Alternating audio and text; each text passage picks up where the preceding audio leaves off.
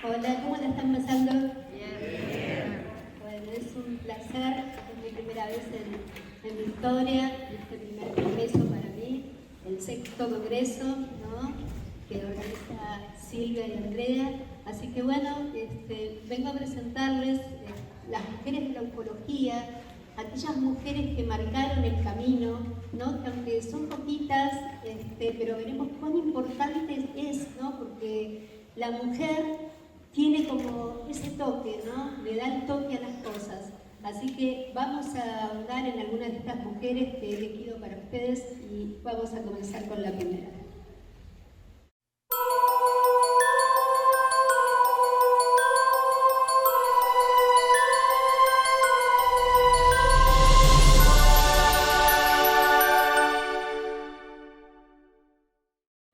Ella es una de unas grandes precursoras, que es Jorel Loreman, que es una investigadora norteamericana que comenzó su carrera en la década del 30, siendo muy chiquita, tuvo varias experiencias con el fenómeno OVNI, mucho antes del caso Roswell, y eso es muy interesante, ¿no? Ella empezó a ver estas cuestiones en Estados Unidos, por eso digo, mucho antes de lo que ya sabemos, y empezó a preocuparse porque, digamos, las autoridades no le estaban prestando atención, ¿no? Así que bueno, era como una constante de los testigos, ¿no? Aquellos testigos que el fenómeno estaba, pero el gobierno lo negaba. Y por eso digo, mucho antes de que el fenómeno explotara en el 47, Estados Unidos tuviera que empezar a meterse de lleno con el tema, ¿no?, a tratar de buscar una explicación. Así que bueno, Lore Kuhneman empieza ese trabajo primero como periodista.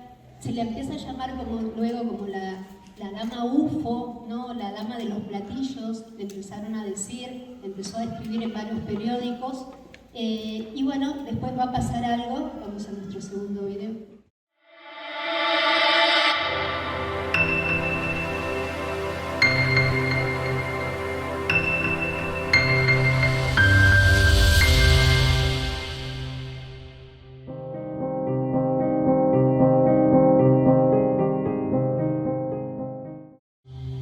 1952, ¿no?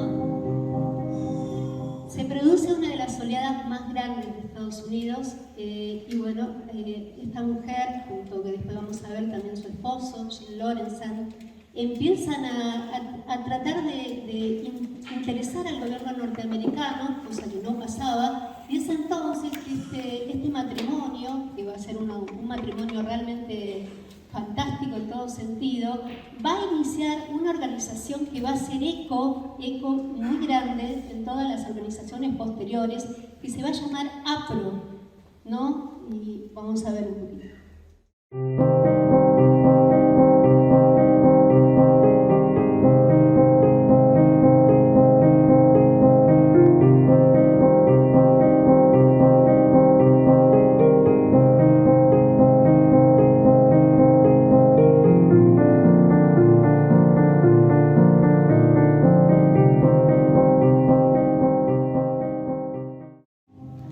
Bueno, esta organización estuvo activa del año 1952 a 1988 y fue establecida para el estudio, fue la primera organización que establece el estudio del fenómeno OVNI en Estados Unidos y después se va a replicar en todas partes del mundo y van a seguir otras organizaciones importantes.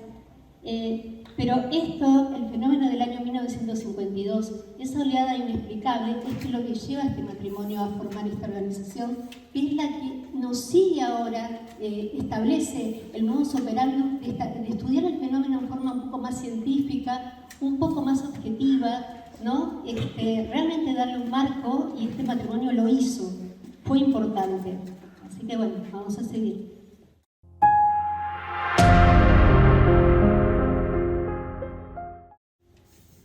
En el año 1966 este matrimonio decide hacer una gira, y esto es importante para nosotros, para nuestro continente, porque la gira no solo va a venir a establecer ese contacto, ¿no? Esta red de ufología que ahora nosotros llevamos a cabo, sino que va a tener una importancia que ahora vamos nosotros a conocer, porque la gira va a abarcar Brasil, va a abarcar Perú, va a abarcar Argentina especialmente, y acá en Argentina Coral Lorenzo y su esposo van a entrevistarse con este hombre, con este militar que es Omar Pagani, en el año 1966-67, y lo que va a pasar es que este militar argentino, va a hacer algo y va a decir cosas que nosotros no sabíamos. Por ejemplo, que los militares argentinos desde hace 17 años venían investigando los ovnis de la década del 50. O sea, esta es una declaración importante porque sabemos que son muy celosos, y lo que pasó que cuando vino este matrimonio se les abrieron los archivos. Entonces, eso fue muy importante y muy interesante porque nosotros estábamos ignorando que los militares de nuestro país estaban investigando los ovnis, ¿no? Entonces, esta entrevista fue realmente una cuestión de importancia y estableció, ¿no?, que los militares sí estaban interesados, aunque después hemos tenido un poco problemas y obstáculos para que esa cuestión avance. Ahora vamos a ver otra cosa, el segundo video.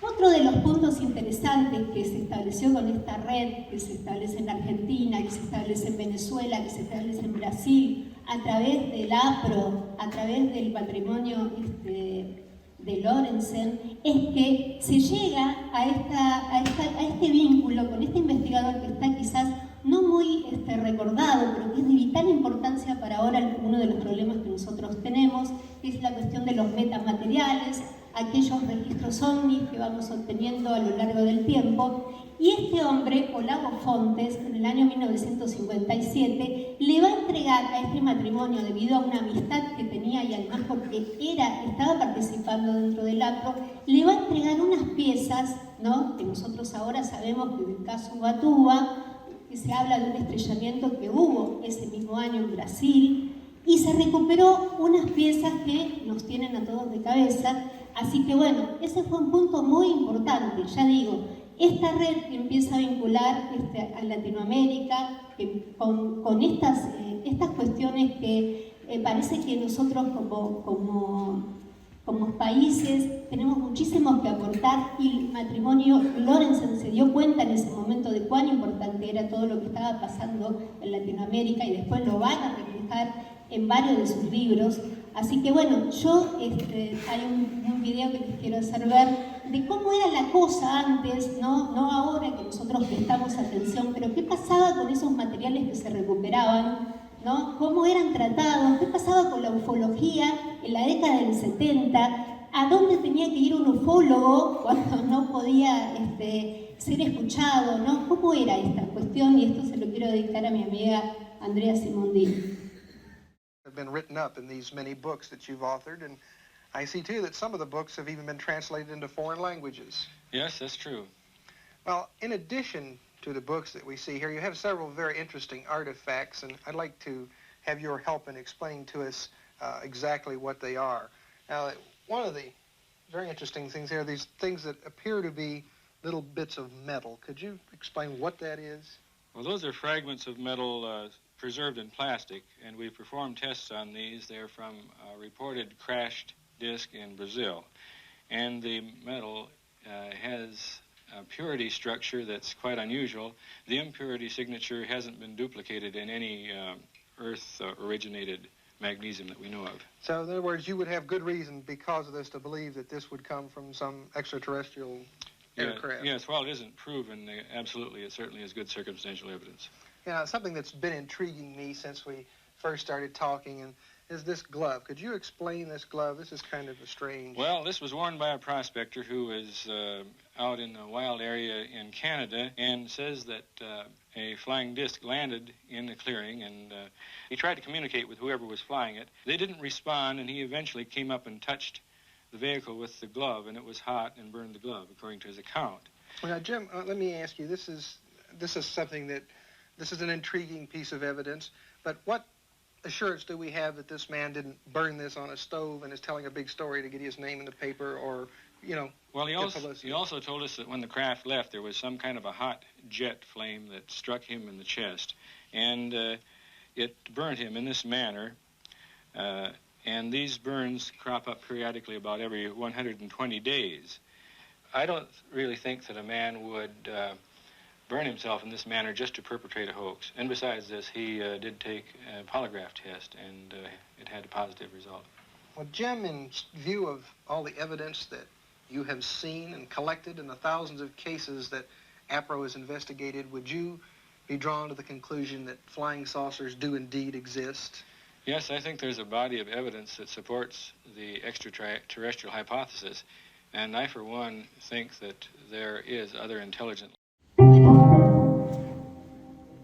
Este es un punto importante porque, bueno, se trata de una convención en la década de fines de los 70, que este matrimonio Lorenzen se presentaba, y vemos dos cosas en el video, ¿no? Como que está esta persona que quiero rescatar, que es Coral Lorenzen, esta mujer, que él es el entrevistador, le pregunta todo a su marido, ¿no? Y ella está como parada, esperando, ¿no? Esa es un poco, ¿no?, la cuestión que espero que haya cambiado, ¿no?, de la cuestión ufológica con respecto a las damas de la ufología, ¿no?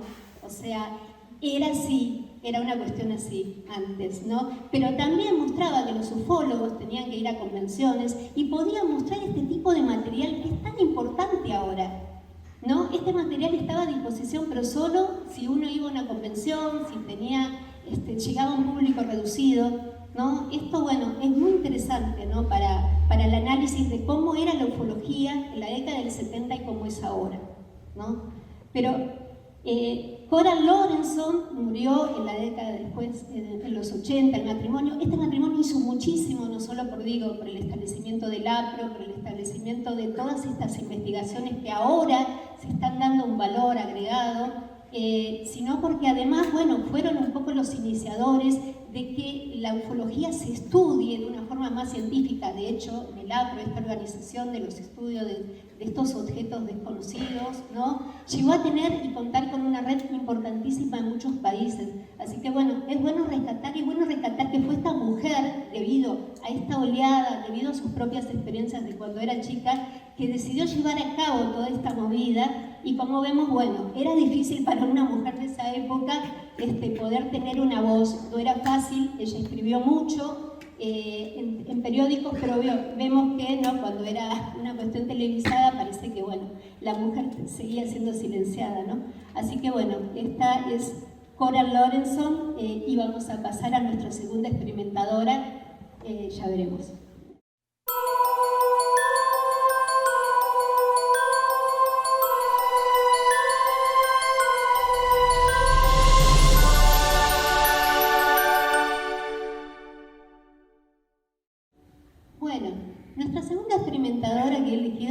Mary Hyre, ¿no? Por ahí muchos no les suenan, ¿no? Pero les va a sonar después por un caso en la que ella tuvo una participación muy activa.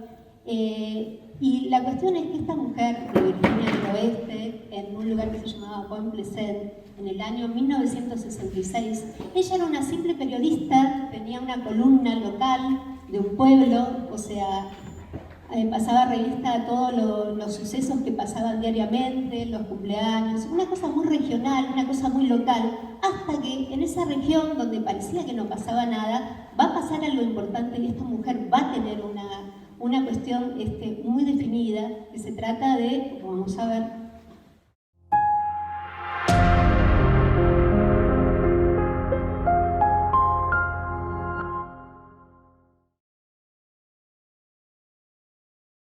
su columna era cuando las aguas avanzan, cuando las aguas están revueltas, se llamaban, y allí ella empezó a establecer que en el año 1966, empezaron a pasar algunos fenómenos extraños en Point Pleasant, ¿no? en ese lado de Virginia occidental de los Estados Unidos.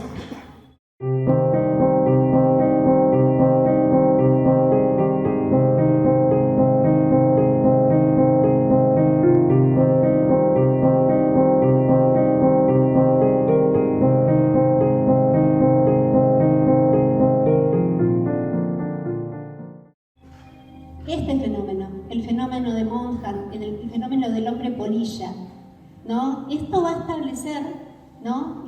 Un antes y un después para todos los estudios posteriores, porque es el primer laboratorio donde el fenómeno se manifiesta de diferentes formas. Mary Hyre va a empezar a recibir denuncias de mutilaciones de ganado, de avistamientos de ovnis, de un montón de cuestiones que nosotros volvemos a ver una y otra vez, y esta es una de las cuestiones del fenómeno menos entendidas, según lo que escuchamos con Juan recién, y tiene que ver con esto, ¿no? Que el fenómeno adquiere muchas caras, y en Point Pleasant, donde esta cuestión de reducido solamente a un monstruo, como era el del hombre polilla, ¿no? Que en Estados Unidos todo el mundo estaba hablando, esta mujer va a dar la nota y va a hacer que un investigador, que un periodista, pero que después va a ser bautizado con este caso, llegue a Point Pleasant y se va a tratar nada menos que de John Keel.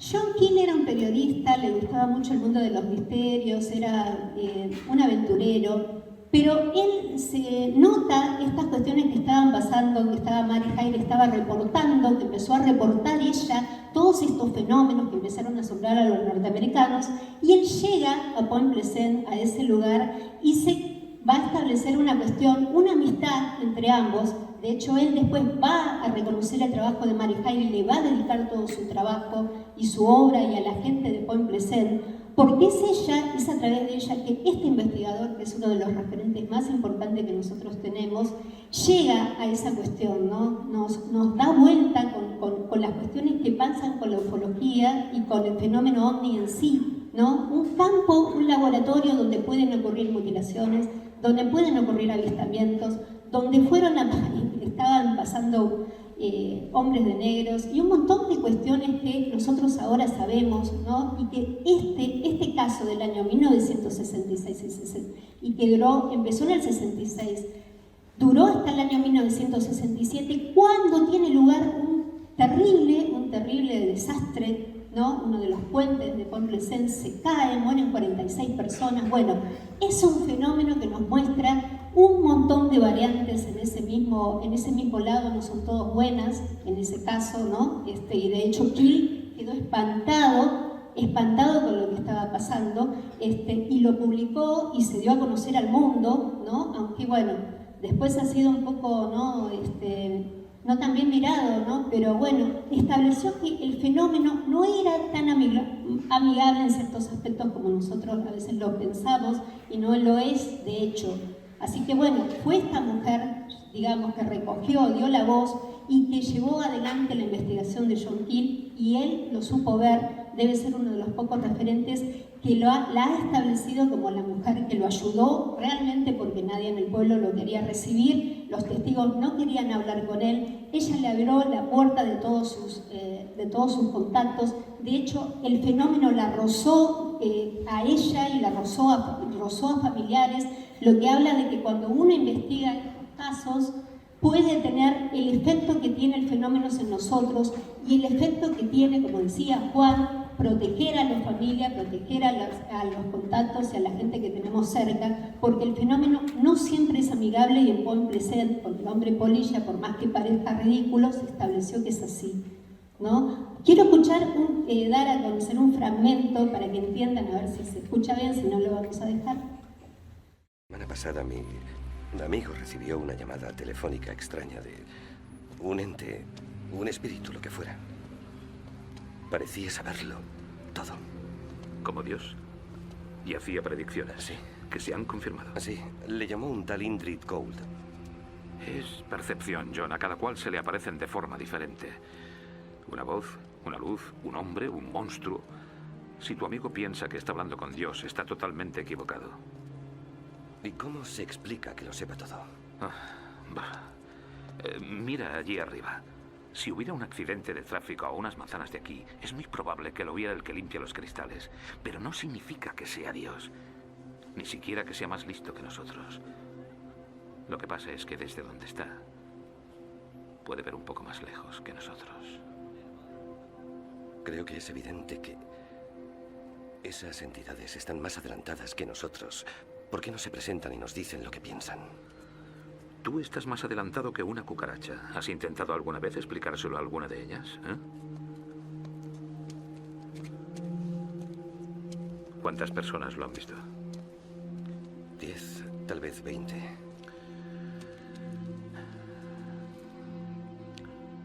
Escúchame, en Point Pleasant va a ocurrir algo terrible. No vuelvas por allí. Mantente alejado.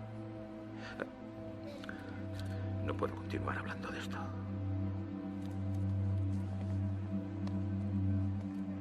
Señor Leake,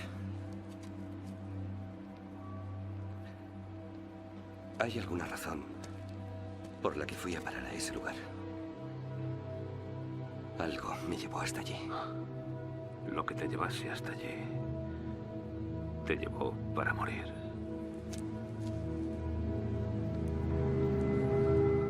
Bueno, esta de la película del año 2002 que se hizo, El mensajero de la oscuridad, que se hizo sobre el caso, es una película que por ahí no tuvo tanto éxito, pero digo, esta parte nos explica un poco cómo actúa el fenómeno, ¿no? Cómo digamos, ¿no? John Keel sería el despelado, ¿no? Y el pobre Richard Gere sería el pobre hombre que se topó con el fenómeno y lo interroga a Keel, qué es lo que está pasando, ¿no? ¿Por qué recibe llamadas a cualquier hora? ¿Por qué el fenómeno parece saberlo todo? ¿No? Me pareció un fragmento muy interesante que explica cómo este fenómeno también, por eso digo, esta locura que a veces también hace que le debamos tener un poco de respeto en ciertas situaciones, ¿no? Pero digo, este caso fue muy particular porque estableció el estudio, una especie de laboratorio OVNI para mucho después, ¿no? Fue como una avanzada. No se volvió a repetir de esa magnitud y terminó, como digo, con la caída del puente y el fallecimiento de más de 46 personas. Fue terrible lo que sucedió, se cayó la viga 13 del puente. Ustedes escuchen, la viga 13 del puente, ¿no? Bueno, así que bueno, tiene muchos factores paranormales que Keel empezó a notar, porque el fenómeno también tiene esta cuestión, ¿no? La cuestión paranormal, que a veces no se la toma tan en serio. Así que bueno, esta mujer, Mary Hyde, fue nuestra segunda experimentadora, vamos a ir a la tercera.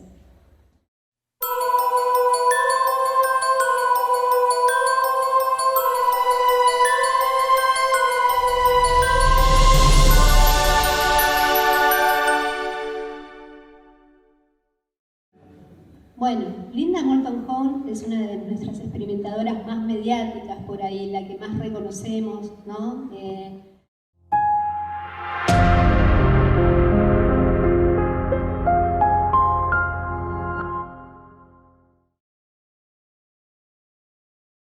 Pero antes de ser una de las reconocidas estudiosas que nosotros vamos a ver, fue ante todo una gran belleza que ganó premios. Tenía una vida, una graduada de Stanford, ¿no? Digamos, muy preocupada por el medio ambiente, una vida, digamos, que el fenómeno todavía no la había atravesado, una vida que podía haberse desarrollado tranquilamente, pero ella se va a topar con algo que le va a cambiar la vida y va a decidir abandonar toda esa vida de confort para pasar hacia el otro lado, ¿no? Por eso se llama una experimentadora, porque decidió tomar el toro por las astas de un fenómeno que, si bien ella no descubre, como son las mutilaciones de ganado, pero que estaba aterrorizando a todos los ganaderos de Estados Unidos y de otras partes del mundo, y los gobiernos no parecían muy interesados en avanzar en eso.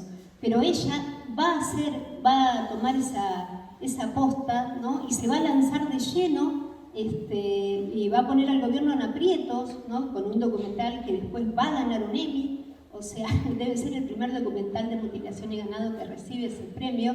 Así que bueno, es muy importante la contribución de Linda Moulton Howe. Vamos a la tercera.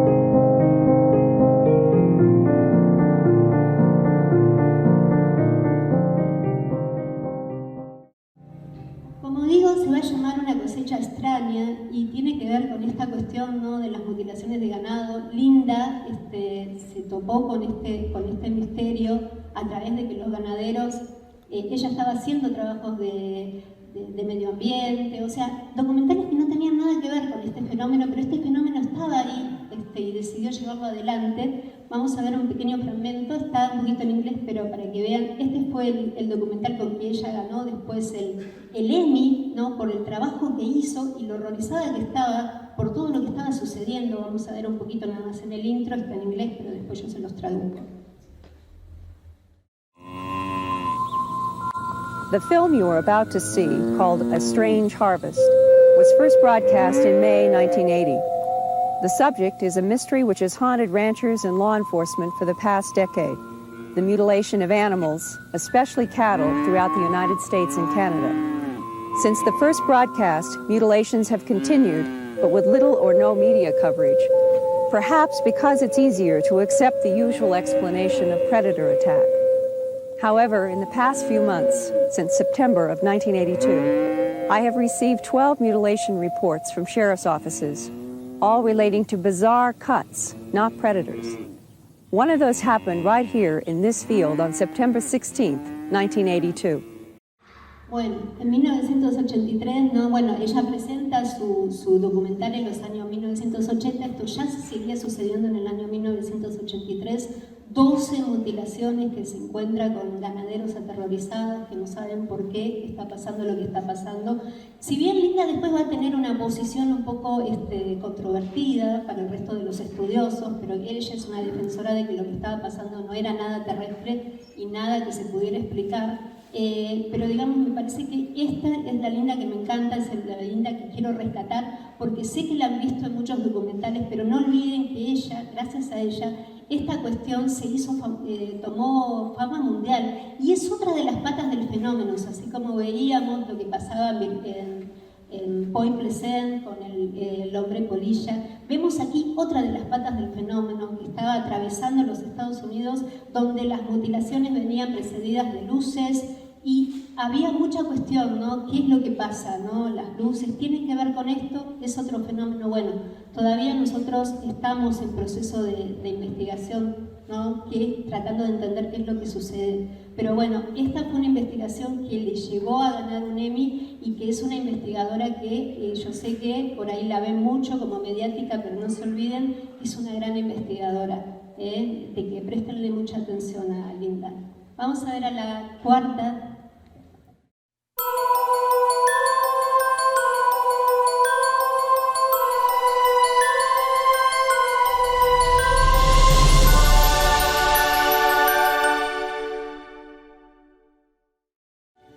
Bueno, Ella es Jenny Randall, es una investigadora británica. Por ahí también muchos no la conocen, pero bueno, es directora del Bufora, uno de los institutos más importantes de Inglaterra para el estudio de los ovnis.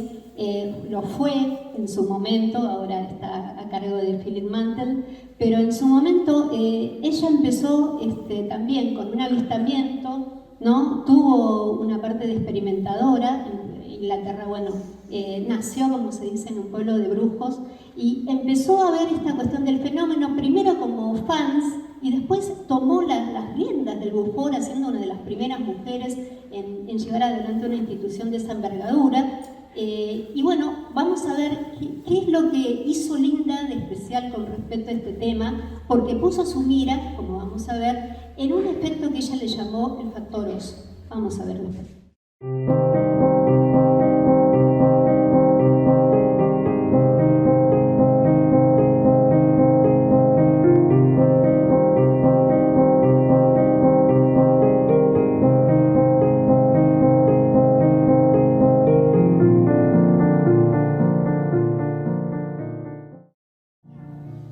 Ella, en las entrevistas que empezó a ver como un miembro respetado del Bufora, se empezó a dar cuenta que, si bien, como nos pasa a todos, ninguno de los casos coinciden en sí, no hay ninguna a veces similitud entre un caso de todos los casos que pasan, aquí empezó a haber una cierta sintonía, ¿no? Que tenía que ver que los testigos, muchos testigos decían parecer estar alejados, como envueltos en una realidad paralela, pasar a otro plano. O sea, ciertos efectos de ruidos y sonidos que empezaban a escuchar. Empezó a notar muchas cosas que ella le estableció que, si bien no es su autora original, pero sí que le dio mayor difusión, es esta cuestión, ¿no?, del factor Oz, de cómo la mente, este fenómeno, interactúa con la conciencia del testigo, en forma involuntaria, por supuesto, y hace que el testigo pierda un poco de su realidad, lo envuelve en su propia realidad e interactúa de esa manera, ¿no? Yo quiero mostrarles un ejemplo de cómo eso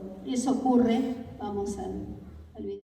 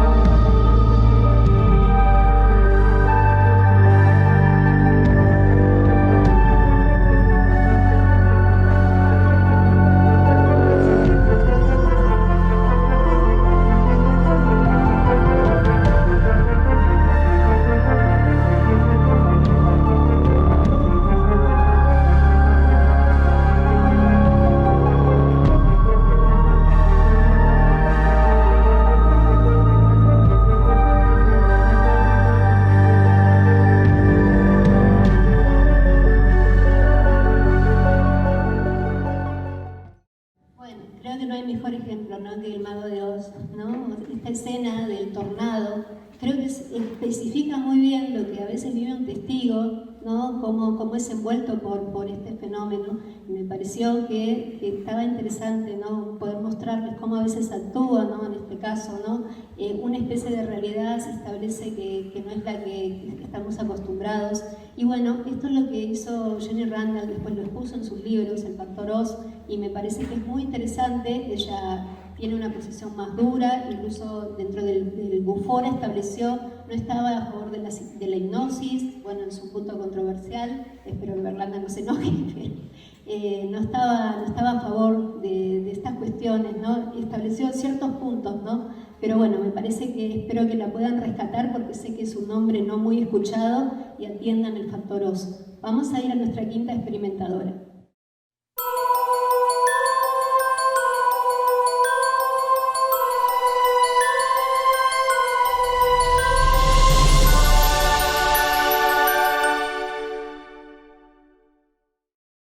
Bueno, quizás la empezaron un poquito a conocer porque, bueno, los hechos que ahora vamos a ver en estos días tienen hablando a todo el mundo y fue esta mujer, en parte, digamos, fue el canal, la canalización de todo lo que está ocurriendo a través de uno de sus artículos que hizo que el fenómeno en Estados Unidos en este momento se esté debatiendo en el Senado, ¿no? Leslie King era una investigadora, digamos también, como pasó con todas estas mujeres, una investigadora periodista reconocida, de una familia muy tradicional de los Estados Unidos, tenía también una vida muy acomodada, hasta que, bueno, ocupándose de cuestiones realmente que eran importantes para ellos en su momento, como era la cuestión de los derechos humanos, hasta que en el año 1999 le va a llegar cierta información y vamos a nuestro segundo video. Bueno,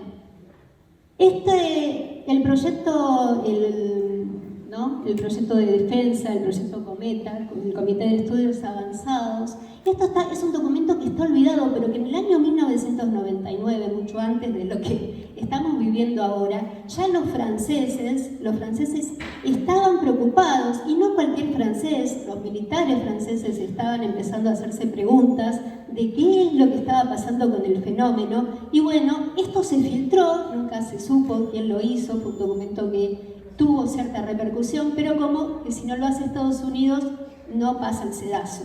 Y en este caso, bueno, este documento, el proyecto Cometa, después búsquenlo, es muy interesante porque es la primera cuestión de que los militares empiezan los científicos, militares, un montón de gente realmente muy preparada empieza a preguntarse qué es lo que está pasando con este fenómeno.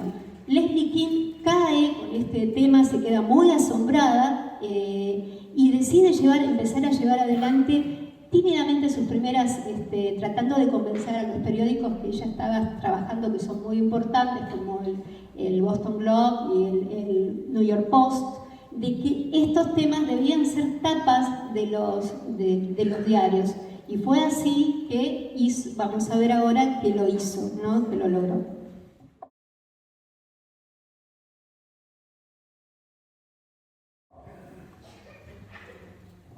Bueno, en el 2010 ella replica con un libro que se llama UFO, que después va a tener otro en el 2017, replica el informe Cometa de estas cuestiones, ¿no? Entrevistando a un montón de militares, un montón de gente también, ¿no? de los campos más serios, sobre la cuestión OVNI, ¿no? Y lanza este libro primero en el 2010, hasta que no pasa, tiene ciertos comentarios en los diarios de Estados Unidos, pero todavía faltaba como algo, ¿no? Entonces Leslie King lo que hace en el 2017 va a hacer un artículo terrible que se va a llamar Los ovnis y los proyectos negros, que va a destapar toda esta cuestión. ¿Qué era lo que destapó Leslie King? Destapó que el gobierno norteamericano, por más que venía negando que el fenómeno no existía, que el fenómeno no pasaba nada, que el fenómeno no interesaba, estaban gastando toneladas de dinero para seguir las investigaciones en secreto,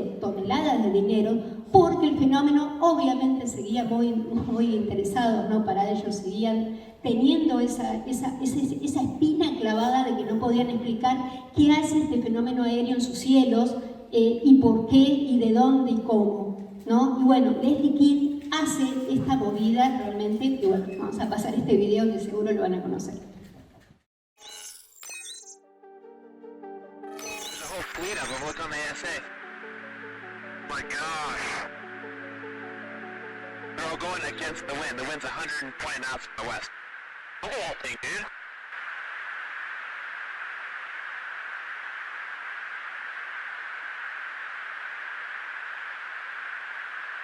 That's not our LNS though, is it? It's not. That is the LNS, dude. Well, if there's like... Look at that thing! It's rotating.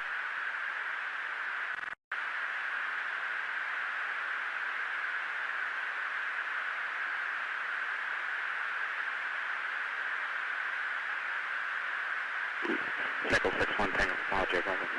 Oh, got it! Woohoo! Roger, there's troubleshooting as soon as I get... Did you box moving target? 602. No, I took an auto track. Oh, okay. Oh my gosh, dude. Fue fatal, ¿no? Porque esto va a llevar a esto, esta desclasificación. Si bien estos videos ya estaban en forma subterránea de unos años antes, pero como siempre pasa, nadie parecía estar tomando importancia hasta que, bueno, como la filtración se hace desde arriba y el artículo de Leslie King ayuda a que esto salga realmente a la luz de una forma oficial y para la gente que no lo conocía, bueno, digamos, ¿no? Esto tuvo un efecto dinamita para lo que estamos viviendo ahora. Que sí, como digo, Leslie King ayudó y es una mujer que sigue muy interesada, si bien podríamos decir, no sé si es una ufóloga, pero me parece que es una de las contribuciones más importantes a la ufología por el lado de una mujer, ¿no? Que se haya animado, haya convencido a los popes de los diarios de Estados Unidos de que finalmente lleven esta cuestión a los titulares, que el fenómeno empiece a interesar a otros públicos, ¿no? Y que salga a la luz lo que estaba pasando y que deje de ser subterráneo. Y me parece que se consiguió, que de alguna manera su artículo, ¿no? Sobre estos proyectos negros, sobre lo que estaba trabajando, hizo que esto sea posible y por eso Leslie King es una de mis experimentadoras y ahora vamos a pasar a la segunda.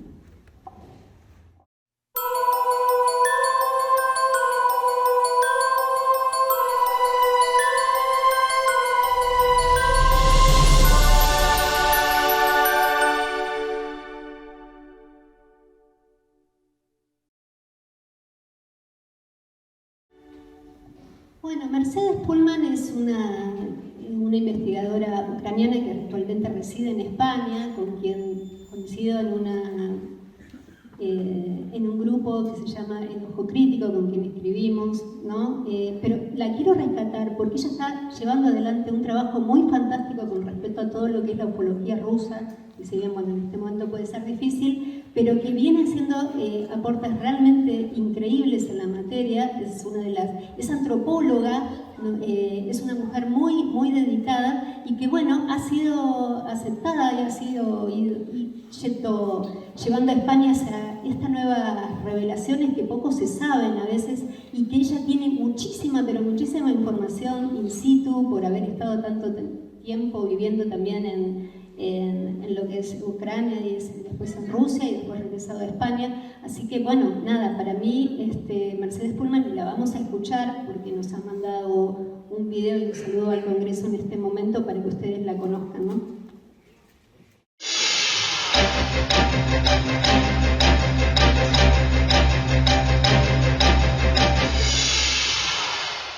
Un saludo desde España para la gente de Argentina. Soy Mercedes Pullman. Deborah Goldstein me ha invitado para que os mande un saludo y os cuento un poco sobre mí.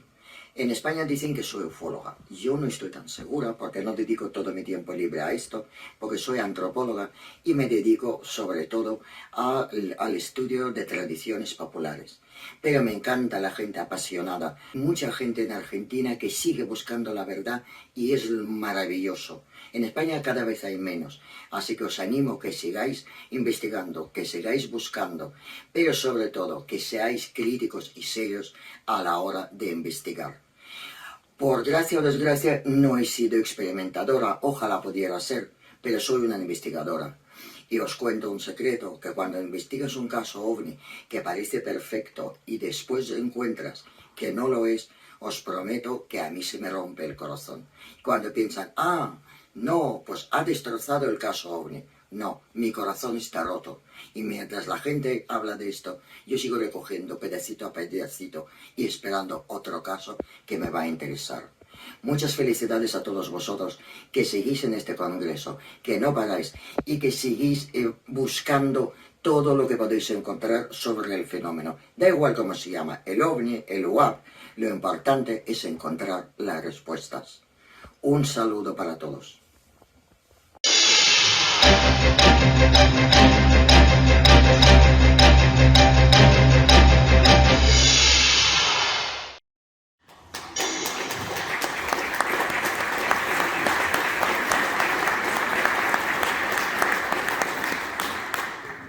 No,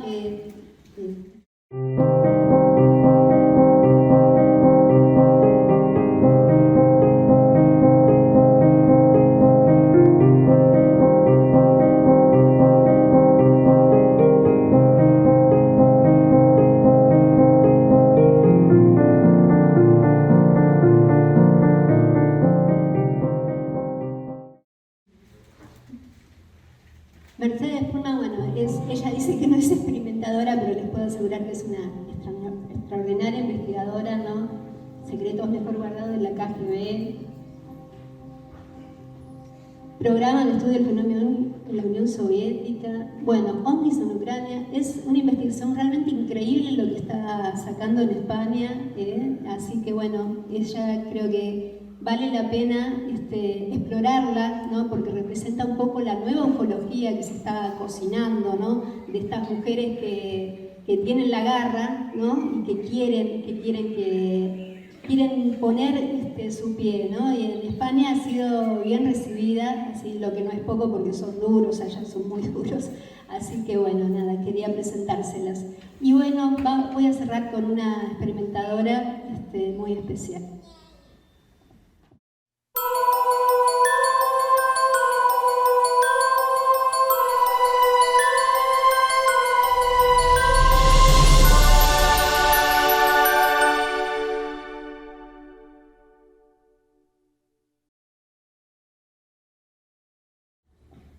Bueno, Bettina Allen, quizás ahora un poquito la hayan referido, pero bueno, ella tuve la oportunidad de conocerla en el 2015 y me marcó muchísimo en todo sentido porque encontré una persona extraordinaria, una estudiosa tremenda y que en Argentina desgraciadamente se la tenía un poquito olvidada, ¿no? O sea, un poco por decisión propia, pero tiene no solo fue compañera de Fabio Serpa por muchos años, sino que escribió en Cuarta Dimensión, ¿no?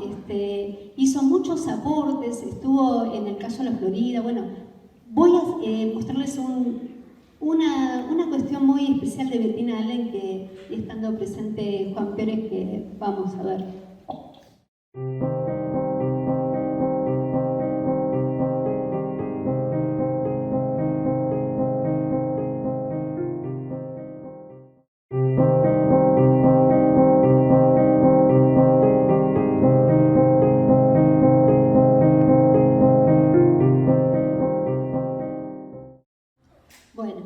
Cuando vino el doctor Jacques Vallée a la Argentina, en parte responsable fue Bettina Allen, porque él vino 2 veces, una en el año 1978, y fue ella, gracias a ella, porque además era una traductora increíble y tenía toda una garra tremenda, que alentó de alguna manera a Fabio Serpa para que pudiera venir, ayudó muchísimo a que él estuviera en ese momento especial del año 78, donde la Argentina vivió algunos de los casos más emblemáticos que tenemos, ¿no? Y que hayamos registrado, ¿no?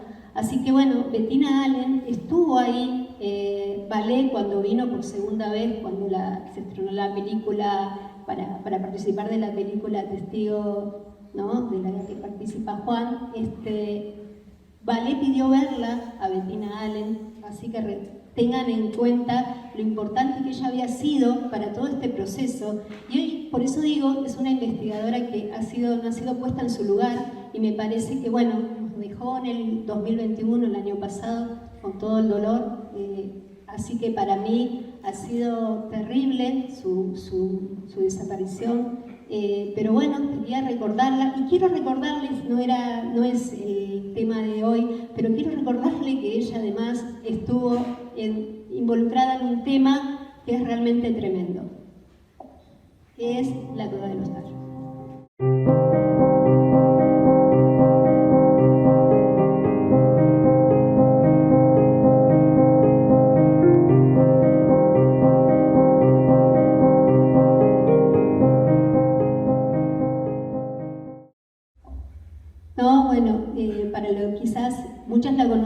por eso en los últimos años ha habido mucha difusión, pero ella ha tenido un punto importante con este tema, que en el tema de los misterios es uno de los más grandes, y Bettina realmente tuvo una participación tremenda en toda esta cuestión de la Cueva de los Tallos y sus misterios, que involucra también a Argentina. Así que bueno, no es el tema de hoy, pero quería que ustedes supieran que además de que era una ufóloga, que era estudiosa, investigadora, también era una exploradora, y digamos, bueno, quería que la recuerden y no la olviden, ¿no? Porque tenemos en casa, tenemos investigadoras tremendas que a veces pasan desapercibidas. Así que bueno, esta ha sido mi selección de estas 7 mujeres, ¿no? Que espero que les haya gustado, con algunos defectos que hemos tenido, pero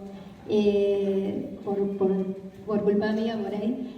Pero bueno, quería mostrarles estas 7 mujeres que me parece que hacen a la ufología, hacen a su estudio y nos llevan hacia otro lugar, ¿no? Porque vemos que los aportes de estas mujeres han sido decisivos para entender un poco más lo que significa el fenómeno OVNI, ¿no? Y bueno, Bettina Allen estuvo muy, como digo, quiero recordarlo una vez más, tuvo mucho que ver en esta cuestión, ¿no? En este cariño que me hizo entender el papel nuevamente de la mujer, ¿no? Cómo ha quedado relegada, ¿no? Y sigue quedando relegada, pero esperemos que en el futuro la cosa se ponga mejor.